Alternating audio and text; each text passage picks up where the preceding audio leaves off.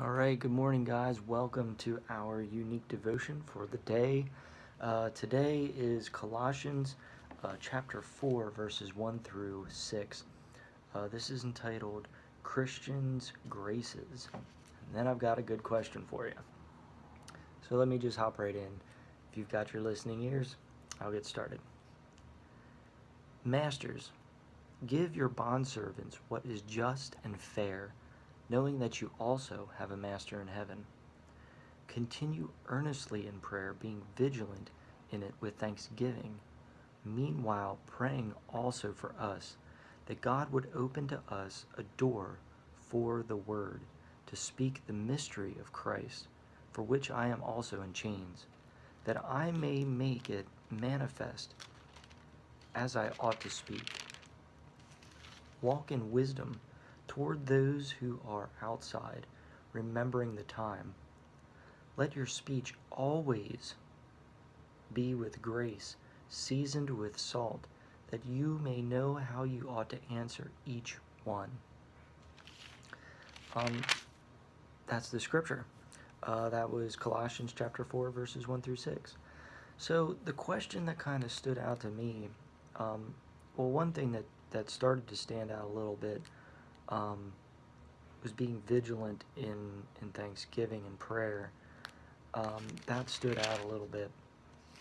Also, walking in wisdom. And out of that sort of stemmed the question. Well, here's the question.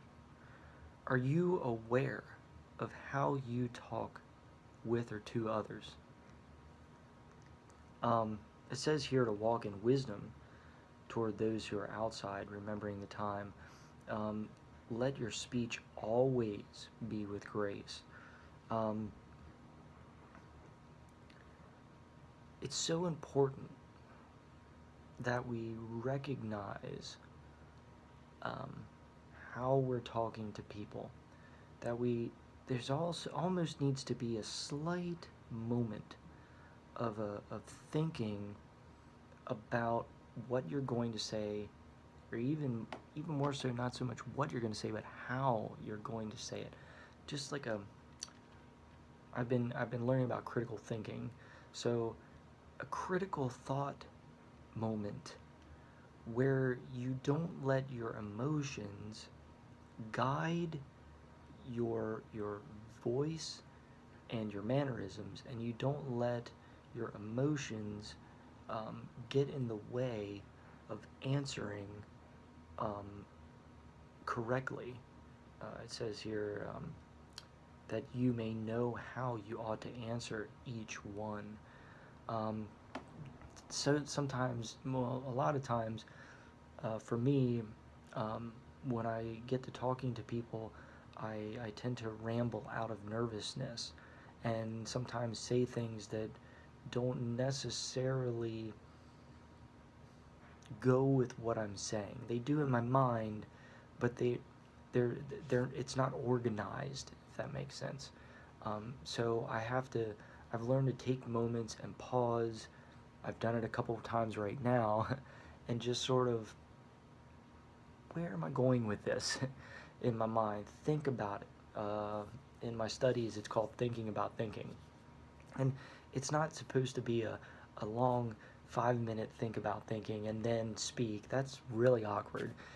It's more of just a second, a pause, and actually focusing on what you're saying. And that becomes so important especially when you're trying to talk to others about God, about Christ in your life.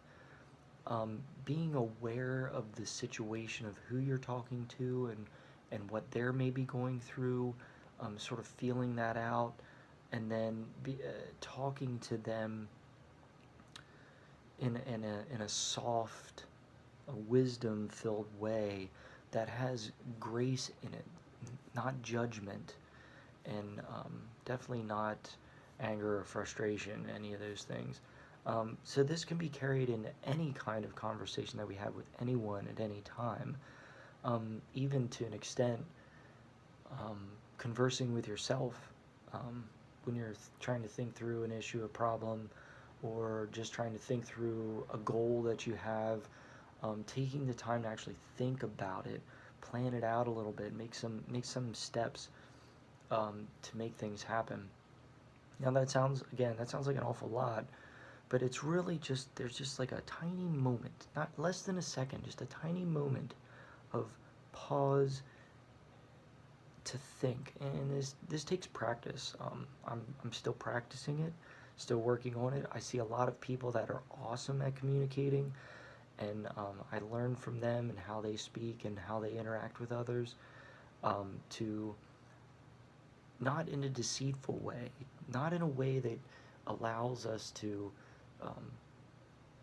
control and manipulate situations, but in a way that allows for me to take what I'm trying to communicate, what's up here and what's in here in my heart, outward. That's where I struggle with the outward communication.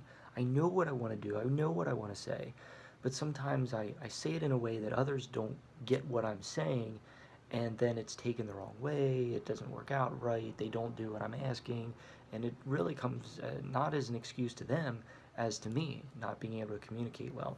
So am I aware of how I talk to others? That's that base question. Just something to think about today. It's something I work with just about every day and continue to hopefully grow and learn in. So I'm just going to leave it there. That's a question for you. Tomorrow we'll continue in Colossians chapter 4. Until then, I hope God gives you all the blessings you deserve, even more so all the blessings you don't deserve. Have a wonderful day. I'll see you tomorrow.